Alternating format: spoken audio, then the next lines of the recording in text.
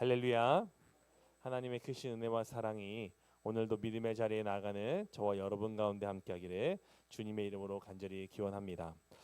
우리 지난번 저와 함께 하나님 앞에 선 교회라는 제목으로 함께 말씀을 나누었었습니다. 우리는 먼저 항상 하나님 앞에 서는 사람들입니다. 교회는 하나님이 우리와 함께 하심을 믿고 그 앞에 서는 공동체입니다. 두려움 앞에 서기 전에, 문제 앞에 서기 전에, 사람들의 평가 앞에 서기 전에 교회가 가장 먼저 서야 할 자리는 바로 교회 하나님 앞입니다. 하나님 앞에 설 때 우리는 우리의 정체성을 회복하고 두려움이 아니라 믿음으로 다시 서게 되는 줄 믿습니다. 하나님 앞에 설 때 우리는 세상의 소리보다 하나님의 음성에 더 귀를 기울일 수 있게 됩니다. 여러분, 그런데 중요한 것은 우리는 하나님 앞에 서기 위해서만 부름받은 사람들이 아니라는 것이죠. 하나님 앞에서 은혜를 받는 교회는 이제 하나님께 세상 앞에 서도록 보냄을 받습니다. 하나님 앞에서 하나님의 마음을 받은 교회는 이제 세상 가운데 하나님의 마음을 보여주어야 하는 것이죠. 하나님 앞에서 하나님의 백성으로 세워진 교회는 이제 세상 속에서 하나님의 백성답게 살아가야 한다는 것입니다. 여러분, 그래서 오늘 우리는 하나님 앞에 선 교회로서 당당하게, 담대하게 이제 세상 앞에 서는 교회가 되기를 간절히 원합니다. 여러분, 하나님을 사랑하는 교회는 반드시 보여지는 모습이 있는데요. 그것은 바로 이웃을 사랑하는 모습입니다. 예수님은 마태복음 22장에서 율법 중에 어느 계명이 가장 크냐라는 그 질문 앞에 이렇게 답하셨습니다. 내 마음을 다하고 목숨을 다하고 뜻을 다하여 주 너의 하나님을 사랑하라. 그리고 이어서 두 번째 이야기를 꺼내시는데요. 그와 같으니 내 이웃을 내 자신같이 내 몸과 같이 사랑하라 라고 주님은 말씀하셨습니다. 그래서 이 말씀은 물론 첫째, 둘째라고 얘기 나눴지만 첫째를 하면 당연히 따라오는 이야기로 바늘 가는데 실 가듯이 이야기하시는 것으로 이웃 사랑을 말씀하신 것입니다. 하나님 사랑과 이웃 사랑은 분리될 수 없습니다. 하나님을 사랑한다고 하면서 이웃을 외면할 수 없고요. 하나님 앞에 선다고 하면서 세상 앞에서 아무런 책임 없이 살아갈 수 없습니다. 한때 우리 교회는 세상으로부터 떠나서 살려고 하는 노력을 했었습니다. 이제 예수님께서도 하시고 우리 초기 기독교의 300년 이후에 나타난 모습 중에 하나가 사막 교부들이었습니다. 이 사막 교부들은 세상을 떠나 하나님만 바라보고 살겠노라고 최선의 음식을 먹고 사막 한가운데서 살았던 사람들이었습니다. 정말 그들은요, 하나님을 정말 많이 따랐고 기도했고 말씀을 외웠던 사람들이에요. 많은 사람들이 그 교부들에게 가서 말씀도 배웠습니다. 하지만 그것이 정말 좋았다면 지금 다 우리는 어디가 있어야 됩니까? 사막에 가 있어야 되겠죠. 그런데 하나님은 우리를 사막으로 보내신 것이 아니었습니다. 또 중세 시대에는 수도원이 발달이 됐습니다. 수도원으로 사람들이 몰려갔습니다. 수도원에 모여서 하나님만 바라보며 그 거룩한 삶을 도전하려고 노력했습니다. 그런데 그 수도원들이 지금 명맥을 이어가는 수도원들이 있지만 어떻게 되었습니까? 이제 더 이상 수도원이 하나님의 일들을 감당하는 것이 아니라 지금 이 시대는 교회들이 하나님의 일을 감당하고 있습니다. 여러분, 교회는 하나님을 바라보고자 세상을 떠나 하나님 앞에 나아갔지만 결국 하나님 앞에 섰더니 하나님은 다시 우리를 어디로 보내시는 거예요? 세상으로 보내셨다는 겁니다.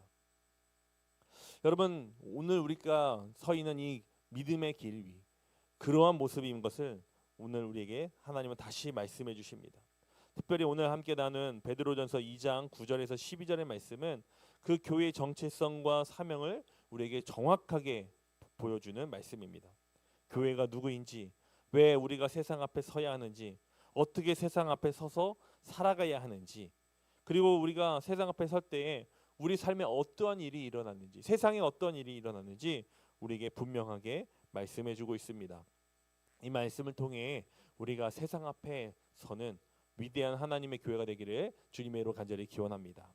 첫 번째로 우리는 교회가 세상 앞에 서는 것이 어떠한 것인지 우리는 깨달아야 합니다.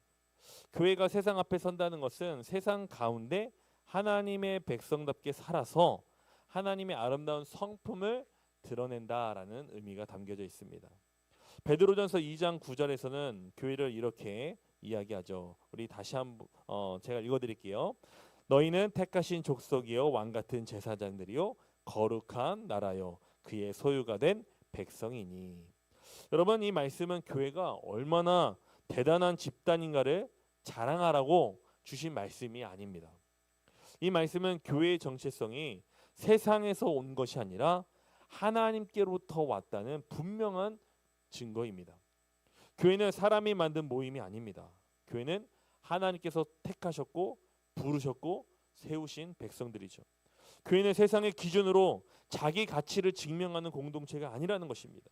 교회는 하나님 부르심 안에 있을 때에 우리의 정체성을 발견하는 공동체입니다. 여러분, 그러므로 우리가 세상 앞에 선다는 것은 단순히 세상의 한 일부분으로 세상에 속하는 한 어떠한 무리로서 존재하라라는 뜻이 아니라는 거예요. 예배당 건물이 동네 가운데 있다고 해서 자동으로 우리가 세상 안에 앞에 선 교회가 되는 것은 아니라는 것입니다. 교인들이 직장 생활을 하고 학교에 다니고 지역사회 안에 살아간다고 해서 자동으로 우리가 세상 앞에 선 교회가 되는 것도 아닌 것입니다. 교회가 세상 앞에 선다는 것은요, 세상 속에서 하나님 백성답게 사는 것을 이야기하는 것입니다. 세상 속에 있지만 세상의 기준으로 살지 않는 것, 세상 가운데 있으나 세상과 같은 욕망과 방식으로 끌려가지 않고 하나님의 기준과 하나님의 성품을 보여주며 사는 것을 이야기합니다. 베드로는 우리 교회를 향해 이렇게 이야기하죠. 그의 아름다운 덕을 선포하게 하려 한다고요. 여러분, 여기서 선포는 단순히 말을 크게 소리 높여 외치는 것을 이야기하는 것이 아닙니다. 삶으로 드러내고 성품으로 드러내고 관계 속에서 증명되는 삶의 모습, 그것을 말하는 것입니다. 우리가 말로는 하나님은 사랑이시라고 말하면서 삶에서는 무례하고 냉정하다면 세상은 하나님을 볼 수 없습니다. 우리가 말로는 하나님이 진리라고 말하면서 삶에서는 거짓과 타협하며 살아가고 있다면 세상은 하나님을 알 수가 없습니다. 우리가 말로는 하나님께서는 긍휼의 하나님이라고 말하면서 삶에서 약한 사람을 함부로 대한다면 세상은 하나님을 깨달을 수 없습니다. 교회는 하나님의 아름다운 덕을 선포하는 공동체입니다. 이러한 아름다운 덕은 교회의 강단에서만 이루어지는 것이 아니라, 예배당 안에서만 이루어지는 것이 아니라, 오히려 여러분의 삶의 말투, 표정, 여러분의 선택, 여러분의 관계에서, 우리가 돈을 사용하는 방식에서, 우리가 갈등을 다루는 방식 안에서, 우리가 약자를 대하는 그 태도에서 나타나는 것임을 우리는 기억해야 한다는 것이죠. 오늘 시대는 많은 기본적인 가치들이 흔들리고 있는 때입니다. 정직보다는 요령이 더 현실적인 것처럼 여겨지고요. 존중보다는 자기 주장이 더 능력 있는 모습처럼 보여집니다. 책임보다는 회피가 더 편한 방식처럼 채택되기도 합니다. 사람의 존엄보다 효율과 성과가 앞세워질 때가 많은 세상이죠. 그런 시대 가운데 교회는 무엇을 보여주어야 합니까? 세상이 흐릿하게 만든 인간의 존엄성을 하나님의 눈으로 다시 보여주어야 합니다.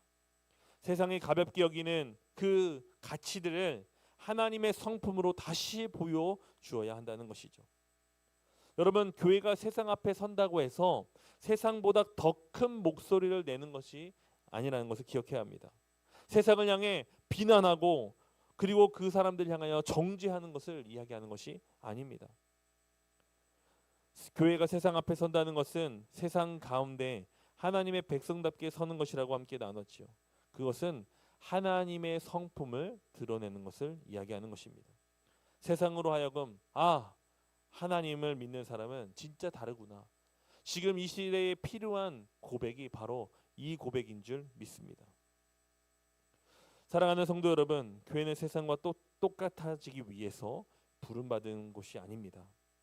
또 한편으로 교회는 세상과 단절되기 위해서 부름받지도 않았습니다.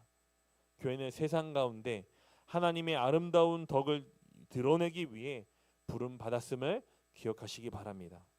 이것이 바로 세상 앞에 선 교회의 의미입니다. 두 번째로 우리는 그러면 알겠는데 왜 그럼에도 불구하고 우리가 그 세상 앞에 서야 합니까? 하나님 은혜를 알고 그 안에 거하고 예배하고 우리만 기쁘면 된 거 아닙니까? 라고 생각할 수도 있습니다. 여러분, 그런데 우리가 하나님 앞에 서면요, 자동으로 하나님이 무엇을 기뻐하시고 무엇을 원하시는지 우리는 그 앞에 관심을 가질 수밖에 없습니다. 베드로전서 2장 9절은 하나님께서 우리를 어두운 데에 불러내어 그의 기이한 빛에 들어가게 하셨다라고 말씀하죠. 여러분, 이 말씀은 교회가 어디서 왔는지를 분명하게 보여줍니다. 본래 우리는 빛 가운데 있었던 사람들이 아닙니다. 우리는 하나님의 백성들이 아니었습니다. 어둠 가운데, 죄 가운데 있었던 사람들이죠. 하나님의 긍휼 없이는 스스로 빛으로 나올 수 없는 아주 연약한 죄인들이었습니다. 그런데 하나님께서 우리를 불러내셨죠. 우리를 기이한 그 빛으로 초대하셔서 우리를 하나님의 백성 삼아 주셨습니다. 우리는 이것을 은혜라고 부르고요, 구원이라고 믿습니다. 여러분, 그런데 우리를 하나님께서 이렇게 인도하신 이유는 단순히 우리를 안전하게 살게 하시기 위함에 그치는 것이 아닙니다. 구원받은 사람의 그 울타리 안에서 평안하게 지내게만 하시려고 우리를 부르신 것이 아니라는 거죠. 우리를 부르신 그 안에는 하나님의 원대한 그 마음이 담겨져 있습니다. 여러분, 예수님은 이 땅에 왜 오셨습니까? 예수님이 이 땅에 오셔서 보여주신 것은 무엇입니까? 그것에 대해서 예수님은 요한복음 3장 16절에 분명하게 말씀하셨습니다. 바로 하나님이 세상을 이처럼 사랑하셨기 때문입니다. 예수님이 이 땅에 오신 것, 그리고 그 오셔서 보여주신 것은요, 하나님이 무엇을 사랑하는지를 분명하게 보여주신 것이었습니다. 하나님은 나를 사랑하신 것, 교회를 사랑하셨다고 말씀하지 않습니다. 하나님은 세상을 사랑하셨다고 말씀하십니다. 하나님은 세상 안에 있는 우리를 사랑하신 것입니다. 세상에서 살아가고 있는 우리를 사랑하신 것입니다. 하나님은 이 온 세상을 다 사랑하셔서 예수 그리스도를 보내시고 십자가에 달려 죽게 하신 것입니다.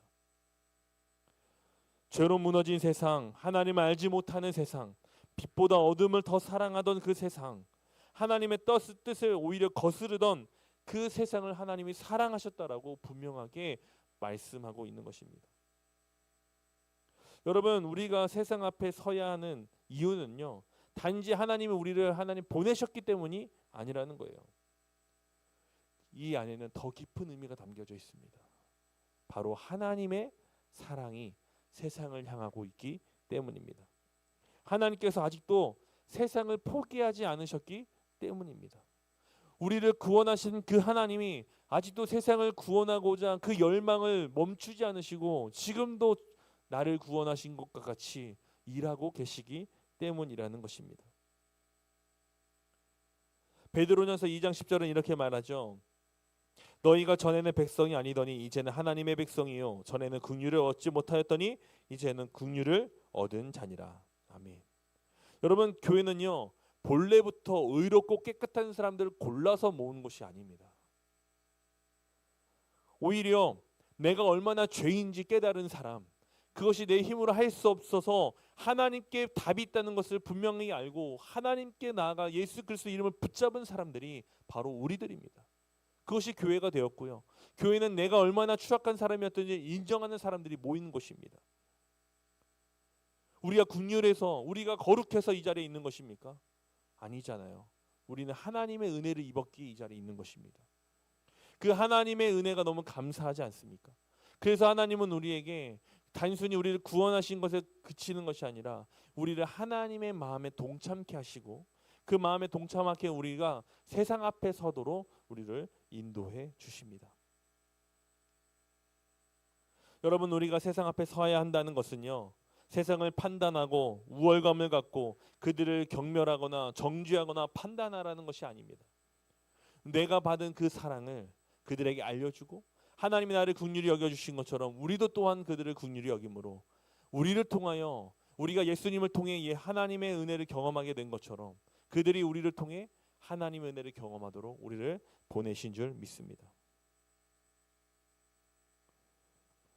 교회가 세상 앞에 서야 하는 이유는 하나님께서 사랑하신 그 세상 앞에 우리가 먼저 받은 긍휼을 보여주기 위해서입니다. 여러분, 교회의 사명은 무엇입니까? 다른 곳보다, 다른 교회보다 더 큰 힘을 갖는 거예요. 더 큰 교회를 짓는 거예요. 더 많은 사람들이 있음을 자랑하는 것이요. 세상을 쥐락펴락하는 힘을 갖는 것이요. 아닙니다. 교회의 사명은 오늘도 하나님의 사랑이 세상을 향하고 있음을 나타내는 것인 줄 믿습니다.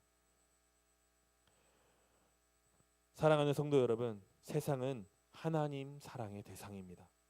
세상은 지금도 하나님께서 버리신 대상이 아니라 하나님께서 정말 사랑하는 사랑의 대상입니다.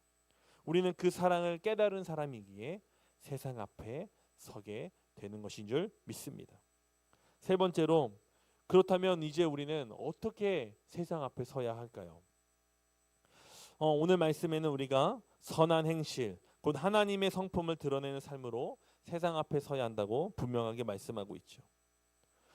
11절과 12절에 이렇게 말씀합니다. 사랑하는 자들아, 거미름인과 나그네 같은 너희를 권하노니 영혼을 거슬러 싸우는 육체의 정욕을 제어하라. 여러분, 먼저 베드로는 교회를 향해 거류민, 나그네라는 말로 부릅니다. 이것은요, 세상을 아무 의미 없는 것으로 여기라라는 말이 아닙니다. 세상을 무시하라는 말도 아닙니다. 그냥 스쳐 지나가는 것으로 여기지 말라는 것이 스쳐 지나가는 것으로 여기라고 말하는 것도 아닙니다. 여러분, 우리의 최종 소속은 세상이 아니라 어디입니까? 하나님 나라예요. 우리는 세상 속에 살지만 세상의 욕망이 우리를 지배하게 두어서는 안 된다는 것입니다. 세상의 쾌락을, 세상의 즐거움을 우리 속에 담아내는 것이 우리 삶의 중요한 요소가 아니라는 겁니다. 그래서 베드로는 우리는 이 세상의 거류민, 나그네와 같아서 영혼을 거스르는 정욕들이 우리 안에 없을 때 우리는 어떻게 돼요? 싸워야 한다는 겁니다. 여러분, 우리가 세상 앞에 서자고 했을 때 가장 먼저 우리가 해야 할 일은요, 세상과 정말 나아가서 세상의 부조리함을 막 외치고 선포하고 우리가 세상에서 할 수 없는 일들, 큰 일을 감당하는 이런 것이 아니라 먼저 우리는 무엇을 해야 하냐? 내 안에 있는 욕망과 싸워야 합니다. 우리 안에 있는 탐욕과 교만과 무례함과 거짓, 분노를 하나님 앞에서 훈련받고 그것을 다스림 받아야 한다는 것입니다. 여러분, 교회가 세상 앞에 서는 방식은요, 세상의 어떠한 힘을 흉내내는 방식이 아닙니다. 세상의 성공 방식을 가져오는 것도 아닙니다. 단 하나, 선한 행실로 세상 앞에 서는 것입니다. 단순히 착하게 사는 정도가 아니라 하나님의 은혜를 받은 사람으로서의 그 성품을 드러내야 한다는 것이죠. 여러분, 우리가 그 앞에 서서 나아가는 그 성품은요, 내가 의지로 결단해서 하는 것이 아니라 오로지 하나님께서 주시는 마음과 성령의 능력으로 이루어지는 줄 믿습니다. 그래서 예수님은요, 부활하신 이후에 순천하시기 전에 제자들에게 성령을 받으라고 말씀하신 것입니다. 그 성령이 우리 안에서 우리 마음을 새롭게 하고 성품을 변화시키고 우리의 삶의 모습들을 바꾸어 세상 속에 살아가던 우리가 하나님의 성품을 갖고 살아가는 사람으로 나아갈 수 있게 되기 때문에 그렇습니다. 그렇다면 우리가 세상 앞에 보여주어야 할 지금 이 시대의 중요한 성품은 무엇입니까? 세 가지로 잠깐 나누겠는데요. 첫 번째로는 정직함입니다. 정직은 하나님의 백성이 세상 앞에서 보여주어야 할 가장 기본적인 성품입니다. 세상은 때로 요령을 지혜라고 말합니다. 적당한 타협을 현실 감각이 있는 사람이라고 이야기하죠. 손해보지 않는 것이 능력이라고 말합니다. 그러나 교회는 보이는 자리에서만 아니라 보이지 않는 자리에서도 진실해야 하는 줄 믿습니다.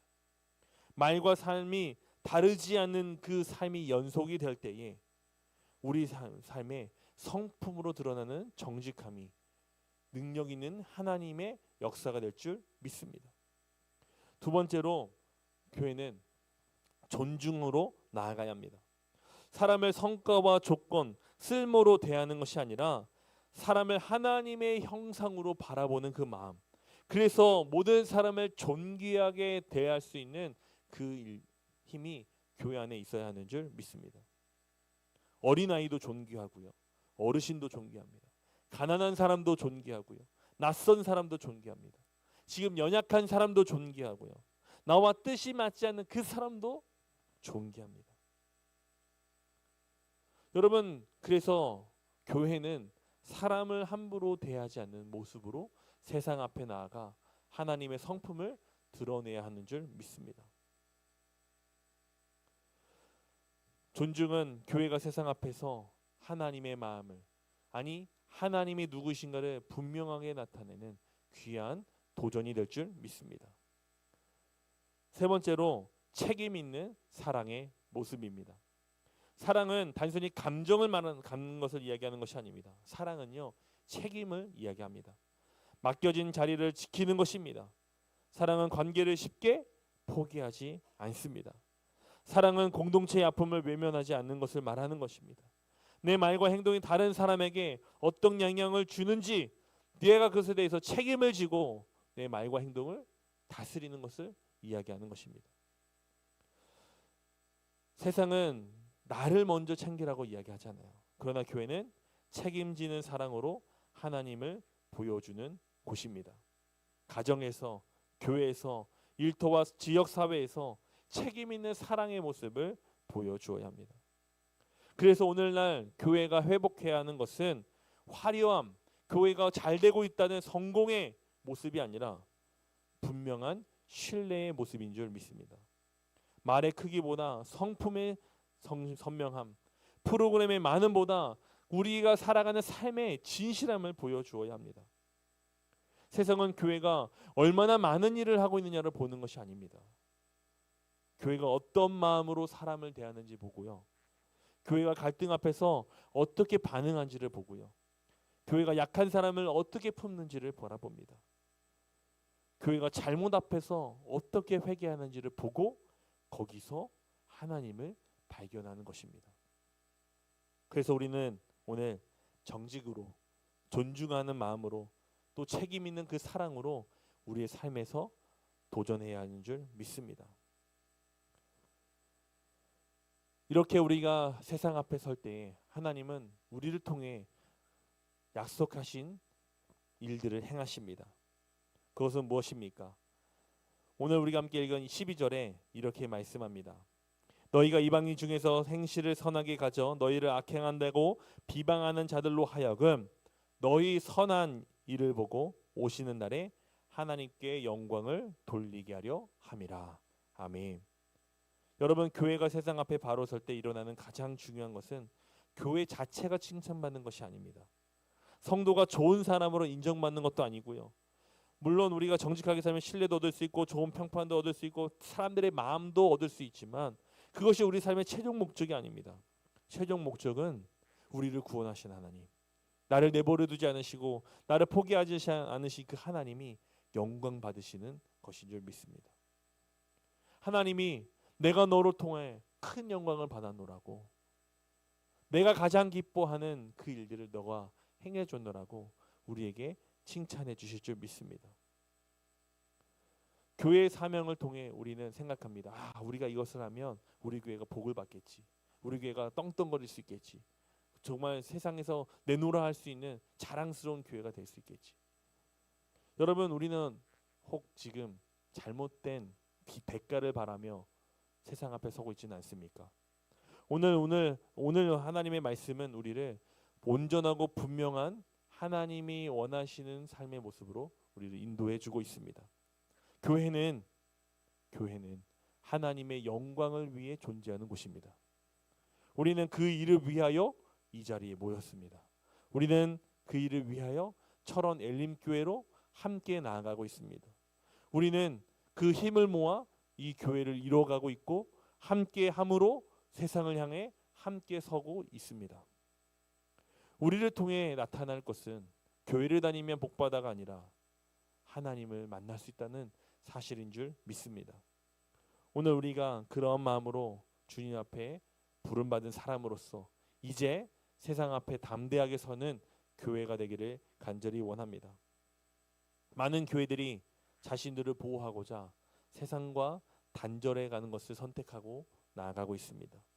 또 어느 교회는 세상과 타협하며 세상의 것을 교회에 이식하고자 많은 노력을 합니다. 물론 문턱을 낮추는 일 중요하지요. 그러나 그 문턱을 낮추는 일도 왜 해야 합니까? 왜 세상에 우리가 나아가려고 합니까? 바로 하나님의 영광. 우리를 통해 사람들이 하나님의 사랑을 깨닫고 하나님께로 돌아와 하나님을 찬송하고 하나님께 같이 함께 예배하는 일들을 위해서 하나님 우리를 세상 앞에 서게 하시는 줄 믿습니다. 오늘 우리가 그런 믿음의 사람들이 되어 하나님께서 찾으시고 마지막까지 붙드시는 온전한 교회가 되기를 주님의 이름으로 간절히 기원합니다.